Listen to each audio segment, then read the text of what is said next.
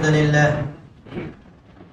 نحمده ونستعينه ونستغفره ونعوذ بالله من شرور أنفسنا ومن سيئات أعمالنا من يهده الله فلا مضل له ومن يضلل فلا هادي له وأشهد أن لا إله إلا الله وحده لا شريك له وأشهد أن محمدا عبده ورسوله أرسله الله تعالى بالحق بشيرا ونذيرا وداعيا إلى الله بإذنه وسراجا منيرا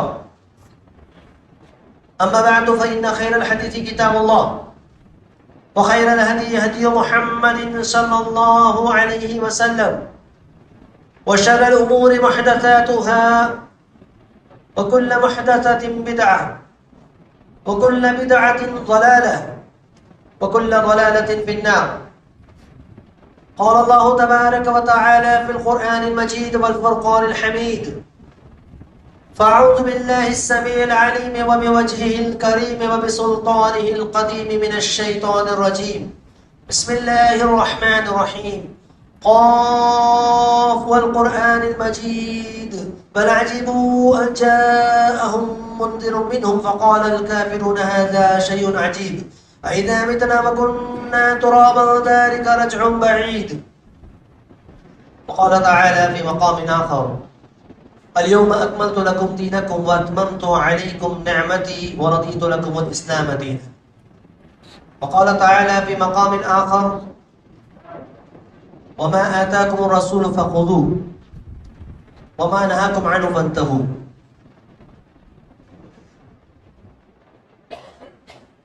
وعن عائشة رضي الله عنها قالت: قال رسول الله صلى الله عليه وسلم: من أحدث في أمرنا هذا ما ليس منه فهو رد. وقال النبي صلى الله عليه وسلم: عليكم بسنتي وسنة الخلفاء الراشدين المهديين تمسكوا بها وعضوا عليها بالنواجذ وإياكم ومحدثات الأمور فإن كل محدثة بدعة وكل بدعة ضلالة. سبحانك لا علم لنا إلا ما علمتنا إنك أنت العليم الحكيم. رب اشرح لي صدري ويسر لي أمري واحلل عقدة من لساني يفقهوا قولي. اللهم انفعني بما علمتني وعلمني ما ينفعني وزدني علما. سب سے پہلے حمد و ثنا کے جتنے بھی بابرکت کلمات ہیں سزاوار ہیں اس اللہ وحدہ لا شریک کے لیے جو ہم سب کا خالق، مالک، پالنہار اور حقیقی طور پر عبادت کے لائق ہے، جس نے ہمیں آپ کو پوری کائنات کو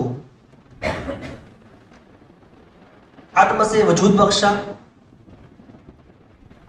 اور خصوصاً تمام مخلوقات میں انسان کو فوقیت بخشی. وَلَقَدْ كَرَّمْنَا بَنِي آدم. انسان اور جن کی تخلیق کا مقصد بیان کرتے ہوئے رب ذوالجلال نے فرمایا کہ وَمَا خَلَقْتُ الْجِنَّ وَالْإِنسَ إِلَّا لِيَعْبُدُونَ. جن اور انسان کی تخلیق کا مقصد عبادت ہے، میں نے اسے محض اپنی عبادت کے لیے پیدا کیا ہے. اس عبادت کا طریقہ بتانے کے لیے اور صرف اللہ کی عبادت کی جائے، اس کے لیے اللہ تبارک و تعالیٰ نے انبیاء اور رسول کو مبعوث کیا. بے شمار درود اور سلام نازل ہو تمام انبیاء کرام پر جنہوں نے اللہ کے پیغام کو اللہ کے بندوں تک انتہائی امانت داری کے ساتھ، دیانت داری کے ساتھ پہنچایا. نہ اپنی طرف سے کسی ایک چیز کا اضافہ کیا، نہ اپنی طرف سے کسی ایک چیز کی کمی کی. من وعن، جس طریقے سے اللہ تبارک و تعالیٰ نے انہیں حکم دیا وحی کے ذریعے سے بواسطہ جبریل، اسی طریقے سے انہوں نے اللہ کے بندوں تک پہنچائے. اگر کوئی یہ سمجھتا ہے کہ انبیاء کرام نے اپنی ذمہ داری ادا نہیں کی، گویا کہ ایمان بالرسل کے ایک حصے کا انکار کرتا ہے.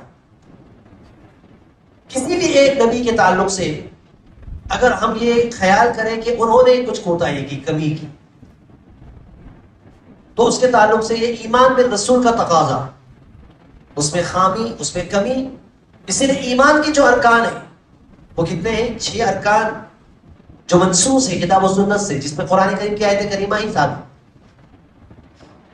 تو اگر کوئی شخص کسی رسول کے تعلق سے یہ کہے کہ اس نے کچھ کمی کی ہے، نعوذ باللہ، تو وہ شخص مسلمان نہیں رہتا. وہ انبیاء جنہوں نے اللہ کے دین کے لیے اپنی زندگی گزار دی، ان میں سے کئی انبیاء کرام ایسے ہیں جن کو ان کے لوگوں نے، جس امت کی طرف انہیں بھیجا گیا تھا، انہیں قتل تک کر دیا.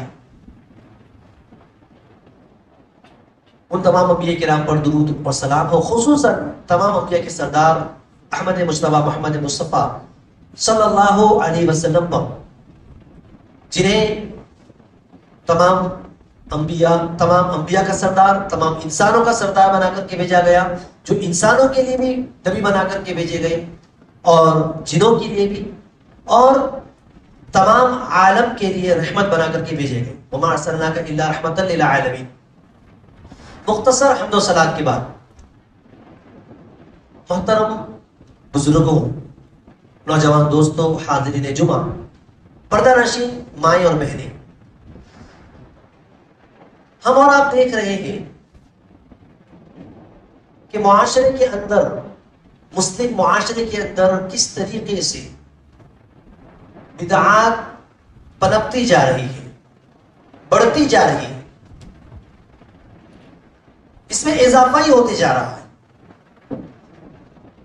ہم نے اور آپ نے دیکھا ابھی اسی مہینے میں، گزشتہ ہفتے میں، جو کچھ شریعت کے نام پر، دین کے نام پر ہماری آنکھوں کے سامنے ہماری مسلم کہلانے والے بھائیوں، بلکہ اب تو دیکھا جا رہا ہے کہ یعنی خواتین بھی اس سلسلے میں، مرد اب اکیلے نہیں آ رہے ہیں، اپنے گھر کی خاتون کو اگرچہ کہ برقعے میں ہیں، لے کر کے یہ بتانے کے لیے کہ ہم بھی نبی سے محبت کے دعوے دار ہیں، چیخ پکار، یا رسول اللہ کے نعرے، اور نہ جانے کس طرح کی باتیں آپ ان سے سنتے ہوں گے. اور یہ سب کس بنیاد پر کیا جا رہا ہے؟ اسے دین سمجھ کر کے کیا جا رہا ہے. ایک طرف اسے دین سمجھا جا رہا ہے، دوسری طرف جو لوگ اسے برا سمجھتے ہیں، جو لوگ اسے نہیں مانتے، اسے دشمنان دین، گستاخ رسول اور نہ جانے کیا کیا القاب سے انہیں نوازا جا رہا ہے. یہاں تک کہ کہنے والوں نے یہ کہا کہ سبھی تو خوشیاں منا رہے ہیں ابلیس کے علاوہ. ابلیس کے علاوہ یعنی جو اس خوشی میں شامل نہیں ہے، یعنی جو ان کی طرح، ان کے طرز پر، ان کے طریقے پر خوشی کا اظہار نہیں کر رہا ہے نبی کی ولادت باسعادت کے اوپر، یعنی عید میلاد نہیں منا رہا ہے، گویا کہ وہ ابلیس ہے. اس سے ہم اندازہ لگا سکتے ہیں کہ شریعت سے ناواقفیت کے نتیجے میں ہم کس دہانے پر آ کر کھڑے ہو گئے. سوال یہ ہے کہ کیا ہر مسلمان کو یہ اختیار ہے کہ وہ جسے اچھا کام سمجھے، اپنے اپنے ثواب دین پر، اپنے اپنے فہم فراست کے اعتبار سے، اپنی سمجھ بوجھ کے اعتبار سے جسے جو چاہے اسے وہ کرنے کا اختیار ہے، یا پھر کچھ بندشیں ہیں، کچھ پابندیاں ہیں کہ اس حدود سے، ان حدود اور قیود سے آپ باہر نہیں نکل سکتے. اگر آپ مسلمان ہیں تو آپ کی اپنی مرضی نہیں چلنے والی، رضامندی صرف اللہ کی اور اس کے رسول صلی اللہ علیہ وسلم کے طریقے کے مطابق. بہت ہی آسان، سمجھنے والوں کے لیے انتہائی آسان، نہ کوئی اس میں عقل اور دماغ لگانے کی ضرورت ہے. بہت آسان، پیچیدہ بالکل نہیں ہے. البتہ وہ شخص جو خود پیچیدگیوں میں گرنا چاہے، جو خود سمجھنا نہ چاہے، جو خود گمراہی کے اندروں میں بھٹکنا چاہے، اس کے لیے بھی بات اور ہے. لیکن دین انتہائی آسان ہے. ان الدین یسر، دین آسان ہے، دین پر چلنا آسان ہے، دین کو اختیار کرنا آسان ہے. اور یہ وہ دین جسے دین اسلام کا نام دیا گیا. اللہ تبارک تعالیٰ نے خود واضح طور پر دو ٹوک الفاظ میں یہ کہہ دیا آخری آیت کریمہ نزول کے اعتبار سے سورہ مائدہ. اللہ تبارک تعالیٰ نے فرمایا الیوم اکملت لکم دینکم واتممت علیکم نعمتی ورضیت لکم الاسلام دینا. آج کے دن میں نے تمہارے دن کو مکمل کر دیا. مکمل بات ختم ہو گئی. واتممت علیکم نعمتی, اپنی نعمت کو تم پر تمام کر دیا. اپنی نعمت گویا کہ دین اسلام کی تکمیل یہ نعمت ہے, اس سے بڑی کوئی نعمت نہیں کہ تم مسلمان ہو. اسلام تم پر مکمل ہو گیا ہے اور اب قیامت تک کوئی مذہب قبول نہیں کیا جائے گا, کوئی دین آنے والا نہیں ہے. اس سے پہلے کئی انبیاء آئے, انبیاء کے ساتھ شریعتیں آئیں, قانون آیا, دین آیا. انبیاء کے ساتھ ساتھ ان میں طور طریقوں میں تبدیلی آئی, عبادت کے طریقوں میں تبدیلی آئی. لیکن اب جو شریعت نازل ہو چکی ہے, اسلام کے نام سے جو دین آ چکا ہے, اب اس میں قیامت تک کوئی تبدیلی نہیں ہونے والی. یہ وہی دین ہے جو اللہ تبارک و تعالیٰ نے نبی کریم جناب محمد رسول اللہ صلی اللہ علیہ وسلم کے اوپر جبرائیل علیہ السلام کے ذریعے سے نازل کیا تھا. اب کیا حالات اور تقاضوں کے اعتبار سے, زمانے کی تبدیلی کے اعتبار سے, مرور زمانہ کے اعتبار سے, کیا اب اس میں کسی طرح کی کوئی کمی بیشی کی گنجائش ہے؟ اگر کوئی شخص یہ عقیدہ رکھتا ہے کہ وہ جو خیالات تھے وہ دقیانوسی خیالات, وہ پرانے خیالات, ان کے دور کے اعتبار سے اس وقت وہ پابندیاں تھی, اب ماڈرن ہونا چاہیے, تبدیلی آنی چاہیے, اور اب اسلام یہ صرف انہی ملاؤں کے پاس, مولویوں کے پاس کتابوں میں نہیں رہنا چاہیے, ہم سب کو اختیار ہے, ہم اپنی مرضی جیسے چاہے چلائیں. کیا یہ گنجائش ہے؟ اگر کوئی یہ مانتا ہے, یہ سمجھتا ہے, یہ عقیدہ رکھتا ہے, گویا کہ اس نے اس آیت کریمہ کا انکار کیا جس میں اللہ تبارک تعالیٰ نے کہا الیوم اکملت لکم دینکم, تمہارا دین مکمل ہے. مکمل کا کیا مطلب ہے؟ اگر میں آپ سے ایک پانی کا گلاس میں آپ کو دوں اور وہ بھرا ہوا, اگر وہ آدھا ہے اور اس میں مزید ڈالنے کی گنجائش ہے تو وہ مکمل نہیں ہے, ناقص ہے, اس میں ابھی کمی ہے, کیونکہ اس میں اور ڈالا جا سکتا ہے. اور اگر وہ بھر چکا ہے اور مزید آپ اس میں ڈال رہے ہیں پانی جس کی وجہ سے وہ نیچے گر جا رہا ہے, تو اب مکمل ہو چکا ہے. اس میں اگر اور کچھ ڈالا جائے گا تو وہ نیچے بہہ جائے گا. نہ کچھ کم کرنے کی گنجائش ہے, نہ کچھ ڈالنے کی گنجائش ہے, نہ کچھ کمی کی جائے گی, نہ اضافہ کیا جائے گا. دین اس کا نام. اب اگر کوئی شخص یہ سمجھتا ہے کہ نہیں ابھی اور بھی کچھ گنجائش تھی, اس نے گویا کہ الزام کس پہ لگایا؟ ڈائریکٹلی کس پہ الزام لگایا؟ نبی کریم جناب محمد رسول اللہ صلی اللہ علیہ وسلم پر, کہ انہوں نے اللہ کے پیغام کو مکمل طور پر نہیں پہنچایا, گویا کہ خیانت کی. نعوذ باللہ. امام مالک کا یہ قول ہے کہ جو دین میں بدعت کا اضافہ کرتا ہے, ایجاد کرتا ہے, گویا کہ وہ یہ عقیدہ رکھتا ہے کہ ان النبی صلی اللہ علیہ وسلم خان الرسالہ, نبی کریم صلی اللہ علیہ وسلم نے رسالت اللہ کے پیغام کو پہنچانے میں خیانت سے کام لیا. نعوذ باللہ. تو صرف یہ ربیع الاول کی بات نہیں ہے, آپ اس سے پہلے کے مہینوں کی بات کر لیں. پہلے مہینے محرم سے لے لیں, محرم میں کی جانے والی بدعات کو لے لیں, سفر کے مہینے کو منحوس سمجھنا لے لیں, ربیع الاول میں کیے جانے والے جشن اور جلوس کو لے لیں. اس کے بعد بھی مہینے کی بدعتیں, ہر مہینے میں کچھ نہ کچھ. اور یہ بدعتیں ہوتی کیا ہے؟ کہنے والوں نے کہا, اور بہت ہی خوب کہا, کہ یہ ایسی بدعت ایک ایسی ماں ہے جو ہر سال نئے بچے دیتی ہے. اس کا کیا مطلب؟ آپ دیکھیے کہ جو سنت ہے, جو نبی کے زمانے میں سنت, وہ آج بھی سنت. نبی کریم صلی اللہ علیہ وسلم نے جو سنت بتلا دی, ہم پڑھتے ہیں نماز فجر سے پہلے 2 رکعت سنت ہے, کیا اس میں کسی طرح کی کچھ کمی بیشی ہوئی کہ نہیں 2 نہیں پڑھنا چاہیے, 4 پڑھنا چاہیے, 8 پڑھنا چاہیے, اس طریقے سے نہیں پڑھنا چاہیے, اس طریقے سے پڑھنا چاہیے؟ جو طریقہ اللہ کے رسول نے بتلایا, چونکہ یہ سنت ہے, وہ سنت جو اس دور میں اس زمانے میں اللہ کے رسول نے پڑھ کے بتلایا، صحابہ کرام کو عمل کر کے بتلایا، حکم دے کے بتلایا، وہ آج بھی من وعن ویسی ہے. اسے کہتے ہیں سنت. مسواک کی سنت لے لیں آپ، چھوٹی سنتیں بڑی سنتیں جسے آپ اپنے اپنے اعتبار سے ہم کہتے ہیں یا عمل کرتے ہیں، اس میں کسی طرح کی کوئی کمی بیشی نہیں ہے. سنت جس میں نہ کچھ کمی کرنے کی گنجائش نہ بڑھانے کی گنجائش. ہم کو کیسے پتا چلا؟ احادیث کے ذریعے سے. احادیث اس کی حفاظت کی ذمہ داری اللہ تبارک تعالیٰ نے لی ہے. کیوں؟ کیونکہ یہ شریعت ہے. اِنَّا نَحْنُ نَزَّلْنَا الذِّكْرَ وَإِنَّا لَهُ لَحَافِظُونَ. ہم نے اس ذکر کو اتارا، قرآن کو، اس کی حفاظت کا ذمہ بھی ہمارے ذمہ. تو قرآن جس طریقے سے قیامت تک کوئی تبدیلی نہیں ہو سکتی، اس کے معنی اور مفہوم میں بھی کسی طرح کی کوئی تبدیلی نہیں ہو سکتی. یہ اور بات ہے کہ لوگوں نے اپنی اپنی طرف سے عقلی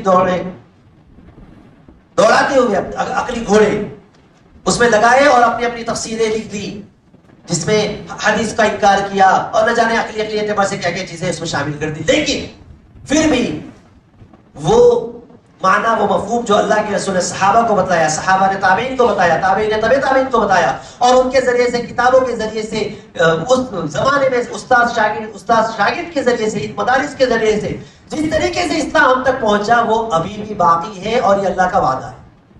لا تزال طائفة من امتی ظاہرین علی الحق لا يضر من خذلهم حتى یأتی. یعنی ایک جماعت، ایک گروہ ہمیشہ حق پر قائم رہے گا، باقی رہے گا قیامت تک. کوئی اسے نقصان نہیں پہنچا سکتا، کوئی انہیں ہرا نہیں سکتا. وہ حق پر باقی رہے، حق تبلیغ کرنے والا، حق کی دعوت دینے والا.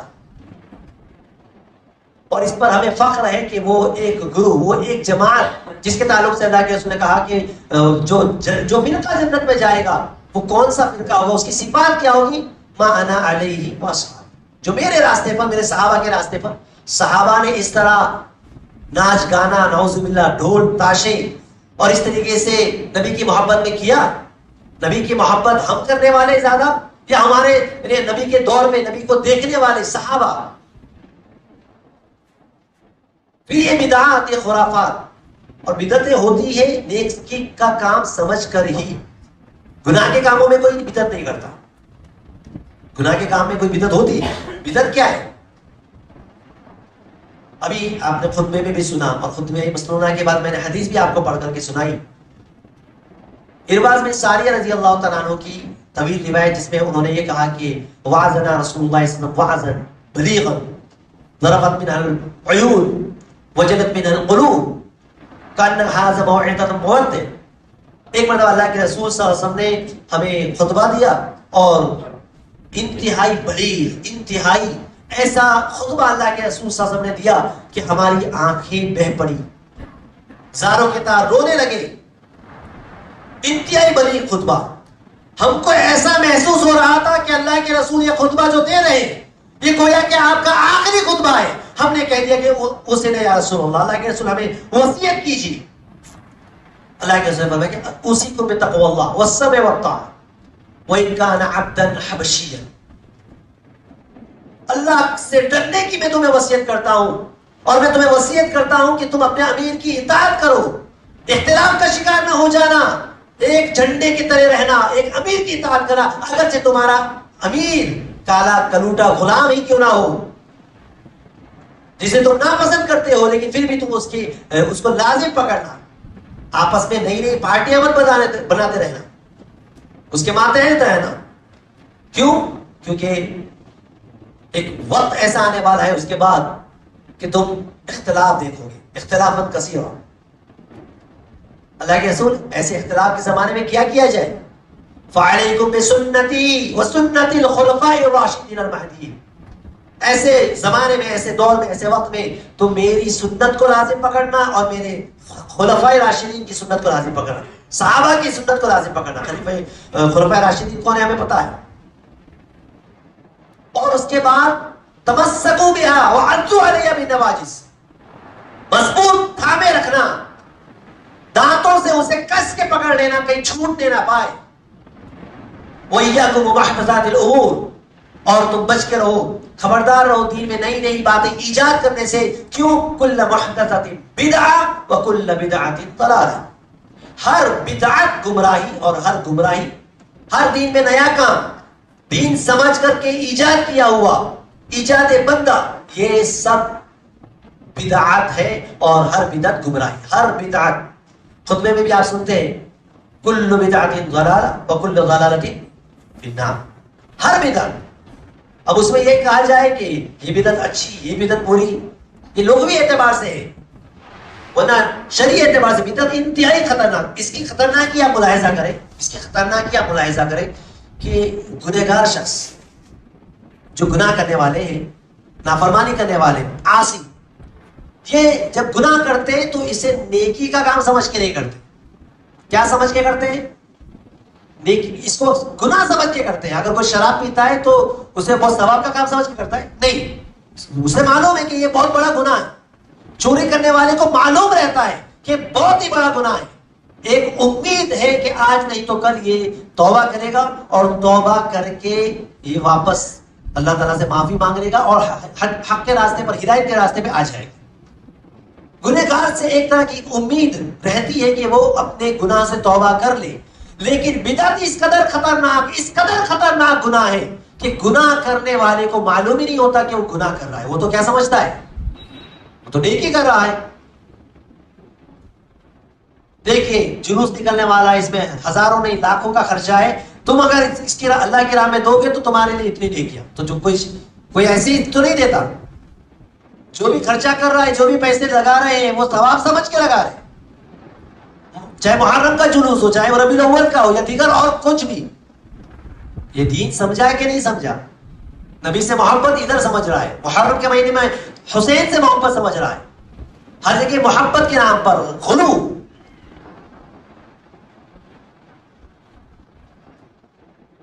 تو میرے بھائیوں، ایک اور حدیث میں آپ کے سامنے رکھوں کہ اس قدر خطرناک، اس کی خطرناکی ہے، اس کا انجام، کہ بدعتی کا انجام آخر میں ہوتا کیا ہے۔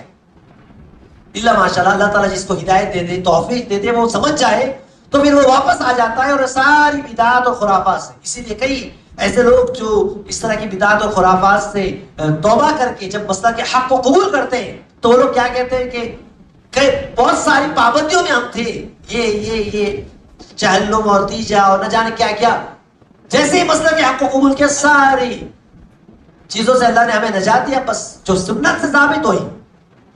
سبحان اللہ، اس سنت پر عمل کرنے کا فائدہ۔ عبداللہ بن مسعود رضی اللہ تعالیٰ عنہ نے کیا کہا؟ اتبعوا ولا تبتدعوا فقد کفیتم،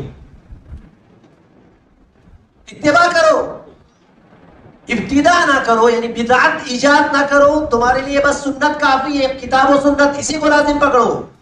واعتصموا بحبل اللہ جميعا ولا تفرقوا۔ اب ظاہر سی بات ہے کہ ہر کوئی اپنے اپنے اعتبار سے ایجاد ہی کرتے جائے گا، جب اس میں گنجائش نکل گئی تو جیسے نبی کی ولادت پر جشن، پھر اس کے بعد جو جس کو وہ اپنا بڑا سمجھتا تھا، اپنا ولی سمجھتا تھا، اپنا امام سمجھتا تھا، پھر اس کی بھی ولادت پر جشن، پھر فلاں کی، پھر عرس، پھر میلے، پھر ٹھیلے، اسی میں پوری زندگی۔ بچا کیا؟ کسی کی وفات ہو گئی تو ماتم، کسی کی پیدائش ہو گئی تو پھر جشن اور جلوس اور خوشی۔ اسلام میں اس چیز کی کوئی اہمیت نہیں، اسلام ہے صرف عمل کا نام۔ امام برباری نے اسی لیے کہا کہ الاسلام هو السنہ والسنۃ هو الاسلام، اسلامی سنت ہے اور سنت ہی اسلام ہے، اس کے علاوہ اور کوئی چیز نہیں۔ نبی کا طریقہ، اور وہ طریقہ جو صحابہ کرام نے اختیار کیا، نبی کے سب سے زیادہ چاہنے والے۔ اب دیکھیے یہی صحابہ کی مثال ہے۔ اسی طرح کا ایک مسجد، ابھی وقت زیادہ نہیں ہوا، دور کا زمانہ نہیں ہوا، ابھی صحابہ کرام موجود ہیں اور کثیر تعداد میں موجود ہیں، کہ ایک مسجد ہے اور اس مسجد کے اندر چند افراد جمع ہو گئے، اور جمع ہو کر کے ان میں سے ایک شخص، یعنی حلقہ بنا لیے مسجد میں، ایک شخص یہ کہتا ہے کہ 100 مرتبہ سبحان اللہ کہو، اور سب مل کر کے اجتماعی طور پہ کیا کہہ رہے ہیں؟ سبحان اللہ۔ 100 مرتبہ گنو، کنکریاں پتھر لے لیے، کنکریاں لے لیے۔ آج بھی بہت سارے لوگوں کے گھروں میں آپ دیکھیں کہ اس طرح پڑھنے کا رواج ہے، کچھ اس کو کہا جاتا ہے، دکانوں میں بھی ملتا ہے۔ یہ سنت سمجھ کے کیا جاتا ہے، سنت نہیں ہے، یہ بدعت ہے۔ یہ دیکھیے ملاحظہ فرمائیں، یہ معاملہ ہو رہا ہے، حلقے بنا کر کے 100 مرتبہ سبحان اللہ پڑھو، سب مل کر کے سبحان اللہ پڑھ رہے ہیں، 100 مرتبہ الحمدللہ پڑھو، الحمدللہ پڑھے، 100 مرتبہ اللہ اکبر پڑھو، اللہ اکبر پڑھا جا رہا ہے. یہ ہوتے ہوئے دیکھا کس نے؟ ابو موسیٰ اشعری رضی اللہ تعالیٰ. دیکھا اس وقت انہیں اس کا علم نہیں ہوا، فوراً نہیں روکا، وہ گئے فوراً اور عبداللہ بن مسعود رضی اللہ تعالیٰ عنہ کے گھر پہ گئے. عمرو بن سلمہ جو راوی حدیث ہے وہ بیان کرتے ہیں کہ ہم عبداللہ بن مسعود کے دروازے میں بیٹھے تھے، بات کر رہے تھے، گفتگو کر رہے تھے کہ بھاگتے ہوئے ابو موسیٰ اشعری آ کر کی خبر دی کہ ایسا ایسا ہو رہا ہے. عبداللہ بن مسعود نے کیا کہا؟ تم نے روکا کیوں نہیں، انہیں منع کیوں نہیں کیا؟ تو کہا کہ میں مشورہ لینا چاہ رہا تھا کہ کیا معاملہ ہے، میں اس لیے آپ کے پاس آ گیا. دونوں بھاگتے ہوئے گئے، کپڑے اٹھائے اور دوڑتے ہوئے بھاگے کہ یہ کیا ہو رہا ہے. جا کر کے دیکھے تو اس طرح ہو رہا ہے. انہوں نے کیا کہا؟ غصہ ہوئے، سخت ڈانٹا اور یہ کہا کہ یہ سب کیا ہے، یہ کیا معاملہ چل رہا ہے. اچھا جواب کیا دیا پتہ ہے انہوں نے کہا کہ یا ابا عبد الرحمن ما نريد الا خیرا، ارے ہم تو صرف اچھا کام چاہ رہے ہیں. اچھا یہ تو اچھا ہے، سبحان اللہ کہنے سے تم روکتے ہو، الحمدللہ کہنے سے روکتے ہو. اب فاتحہ کے بارے میں اگر ہم کسی کو کہیں کہ فاتحہ بھی بدعت، اچھا قرآن پڑھنے سے، یہ دیکھو قرآن پڑھنے سے روکتا ہے، سورہ فاتحہ پڑھنے سے روکتا ہے. فاتحہ بدعت کیسے ہوا؟ مر گیا مردود، نہ فاتحہ نہ درود. اگر درود پہ اگر ہم کہیں کہ دیکھو یہ درود نہ پڑھو، یہ اسلام میں نہیں ہے، تو دیکھو یہ درود پڑھنے سے روکتے ہیں. نبی کے اوپر درود پڑھنے کی اتنی فضیلت، اور یہ جو ہے وہابی یہ درود پڑھنے سے روکتے ہیں. یہاں پر آپ دیکھیے، غور کریں صحابہ. اچھا اس کے بعد انہوں نے ڈانٹا، کس طرح ڈانٹا کہ ابھی تو نبی جن برتنوں میں کھاتے تھے وہ ٹوٹے نہیں، نبی کریم صلی اللہ علیہ وسلم جو لباس پہنتے تھے وہ بوسیدہ نہیں ہوئے، ختم نہیں ہوئے، ابھی موجود ہے، اور تم نے دین میں نئے نئے کام ایجاد کرنا شروع کر دی. انہیں روکا، انہیں منع کیا. راوی حدیث بیان کرتے ہیں. اچھا بات یہیں پر ختم ہو گئی تھی، انہیں سمجھ جانا چاہیے تھا، سدھر جانا چاہیے تھا، لیکن وہ لوگ اڑے رہے. اس وقت تو وہ لوگ ہو سکتا ہے مطلب رک گئے، لیکن راوی حدیث کہتے ہیں کہ نہروان کی جو جنگ ہوئی اس میں ان میں سے اکثر خوارج کے ساتھ انہیں جنگ کرتے ہوئے دیکھا گیا، مسلمانوں کے خلاف. خوارج ان میں سے اکثر تعداد ان لوگوں کی تھی جو مسجد کے اندر حلقے بنا کر اپنے طور پر. تو بدعت کا انجام انتہائی خطرناک ہوتا ہے، بدعت کا انجام بہت ہی برا ہوتا ہے. وہ توبہ نہیں کرتا اور اپنے آپ کو یہ سمجھتا ہے، وہ قتل بھی کرے گا تو سمجھے گا کہ میں نے بہت ہی اچھا کام کیا ہے. تو علی رضی اللہ تعالیٰ عنہ کے قتل کرنے والے ہوں یا پھر جو معاویہ رضی اللہ تعالیٰ عنہ کے قتل کی سازش کرنے والے یہ جتنے بھی تھے، وہ یہ سمجھتے تھے کہ ہم نے تو بہت اچھا کام کیا ہے، لوگوں کو نجات دی، نعوذ باللہ. تو بدعت جو ہے یہ اس کا انجام دنیاوی اعتبار سے، آخرت کے اعتبار سے تو آپ نے بھی حدیث سن لی، کل بدعت ضلالہ وکل ضلالۃ فی النار.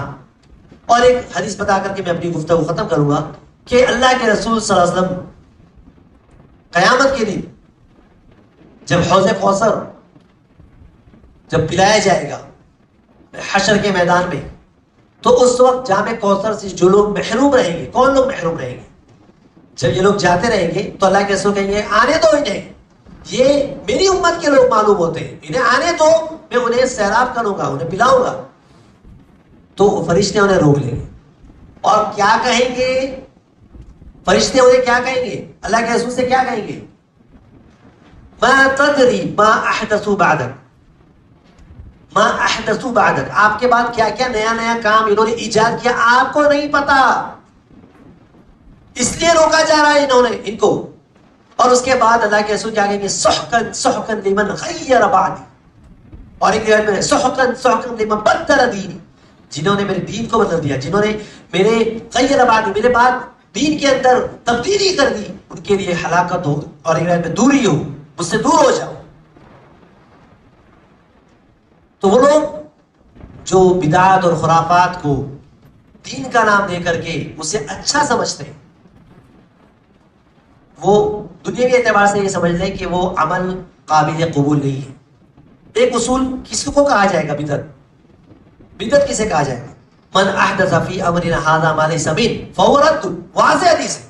من احدث فی امرنا ھذا، جس نے کوئی نیا کام ایجاد کیا جو دین میں نہیں ہے، کتاب و سنت سے اس کی کوئی دلیل نہیں ہے، ما لیس منہ، نہ کتاب میں موجود نہ حدیث میں موجود. اس کے علاوہ بھی ادلہ شریعہ ہے، اجماع ہے، قیاس ہے. اور اجماع اور قیاس بھی اپنے طور پر ہی انہی کتاب و سنت کی دلیلوں کو نچوڑ کر کے نکال کر کے علماء جو بڑے بڑے علماء ہیں وہ نکالتے ہیں. ہر کسی عام آدمی کی بس کی بات نہیں ہے. وہ ان دلیلوں کی روشنی میں جو کام نہیں ہوا اسے ہم کیا کہیں گے کہ یہ بدعت ہے. اور اگر کوئی ایسا کرتا ہے فہو رد، وہ عمل قابل قبول نہیں ہے، وہ عمل مردود ہے، ناقابل قبول ہے. تو اگر کوئی شخص 50 سال 60 سال سے بدعت ہو بھی رہا، سب سے بڑا نقصان دیکھیے، بدعتی کا انجام دیکھیے کہ اس کا کوئی بھی عمل قابل قبول نہیں ہے. اور ایسے لوگ آئیں گے قیامت کے دن، قیامت کے دن آئیں گے اپنے بہت سارے اعمال لے کر کے. اللہ رب العزت نے فرمایا وَقَدِمْنَا إِلَىٰ مَا عَمِلُوا مِنْ عَمَلٍ فَجَعَلْنَاهُ هَبَاءً مَنْثُورًا. یہ لوگ ہمارے پاس آئے نیکیاں کر کے، اچھے کام کر کے، لیکن ان کے سارے عمل ہوا میں اڑا دیے جائیں، کوئی حیثیت نہیں، کوئی وقت. عاملۃ ناصبہ تصلی نارا حامیہ. عاملۃ ناصبہ، عمل کر کر کے تھک گئے ہوں گے، بہت عمل کرنے والے، دن میں بھی نیکیاں، راتوں میں بھی نیکیاں، لیکن پھر بھی کہاں جانے والے؟ جہنم. کیوں؟ کیونکہ انہوں نے بس اپنے عمل کو، اپنے کام کو اچھا سمجھا. جو خود اچھا لگا وہ کیا، جو اللہ نے بتلایا تو وہ نہیں کیا، جو رسول اللہ صلی اللہ علیہ وسلم کی زبانی، جو سکھلایا گیا، جو بتلایا گیا. کیا کافی نہیں ہے اگر 5 وقت کی نمازیں کوئی پڑھتا ہے اور سنتوں کا اہتمام، نوافل کا اہتمام، جنت حاصل کرنا اگر ہم چاہیں ٹھان لیں کتنا آسان ہے. کوئی وقت مقرر نہیں ہے، آپ اللہ کا ذکر ہمیشہ کرتے رہیں. سونے چاندی کو جمع کرنے سے بھی زیادہ بہتر ہے اللہ کا ذکر کرنا. جنگ میں تم دشمنوں سے مٹبھیڑ کرو، ملاقات کرو اور اس میں وہ تمہاری گردن اڑا دیں، تم ان کی گردن اڑا دو، اس سے بھی زیادہ افضل یہ ہے کہ تم اللہ کا ذکر کرو. اللہ کا ذکر زبانوں پہ کب آتا ہے؟ کیا ہم نمازوں کے پابند ہیں؟ رات پر جلوس نکالنے والے بھی فجر کی نماز میں نہیں ہے. یہ کیسی محبت؟ نبی وہ جو راتوں میں اللہ کو یاد کرتے ہیں، افلا اکون عبدا شکورا، کہ میں اللہ کا شکر گزار بندہ بنوں، ان کے پیروں میں ورم آ جاتے ہیں پھر بھی اللہ کی عبادت سے پیچھے نہیں ہٹتے. یہ ہم کیسے محب رسول یا عاشق رسول کے نام سے وہ لوگ جو اپنے آپ کا دعویٰ کرتے ہیں، یہ کیسی محبت؟ دین میں بدعت ایجاد کرتے ہی جا رہے ہیں، کرتے ہی جا رہے ہیں. اور جب بھی کوئی بدعت ایجاد کی جاتی ہے، سنت اٹھا لی جاتی. اس کا نتیجہ دیکھیے، اس سے برائی کا ایک انجام دیکھیے کہ بدعت ایجاد ہوئی تو اب اس کے مقابلے میں جو سنت پر عمل کیا جاتا تھا، سنت کم ہوتی جا رہی، کم ہوتی جا رہی. اس سے بڑا نقصان اور کیا ہو سکتا ہے؟ اللہ سے دعا ہے کہ اللہ تبارک تعالیٰ ہمیں تمام قسم کی بدعات اور خرافات سے بچائے، ہماری حفاظت کرے، جب تک زندہ رکھے. وہی اسلام جو اللہ کے رسول نے صحابہ کو بتایا اور جو اسلام کی سچی تصویر ہے، وہی اللہ تبارک تعالیٰ ہمیں اسی پر عمل کرنے کی توفیق عطا فرمائے. تمام قسم کی بدعات اور خرافات سے ہماری حفاظت فرمائے. مصور کھینچ تو نقشہ جس میں اتنی صفائی ہو، مصور کھینچ تو نقشہ کی جس میں اتنی صفائی ہو، ادھر فرمان محمد ہو، ادھر گردن جھکائی ہو. بس نبی نے جو بتلایا، ما آتاکم رسول فخذوہ، جو رسول نے اسے لے لو، وما نہاکم عنہ فانتہوا، جس سے اللہ کے رسول روک دے اس سے رک جاؤ. کتاب اور سنت یہی چیزیں ہیں، اسی کو لازم پکڑنے میں ہماری دنیا میں بھی کامیابی ہے، آخرت میں کامیابی. جو ان راستوں سے ہٹا، جو صراط مستقیم سے ہٹ گیا، پھر وہ گمراہ ہو گیا، پھر ادھر ادھر وہ بھٹکتے رہے گا اور اسے کبھی بھی نجات نہیں مل سکتی. اللہ سے دعا ہے کہ اللہ رب العزت ہمیں کہنے سننے سے زیادہ عمل کی توفیق عطا فرمائے. آمین. وما علینا الا البلاغ المبین.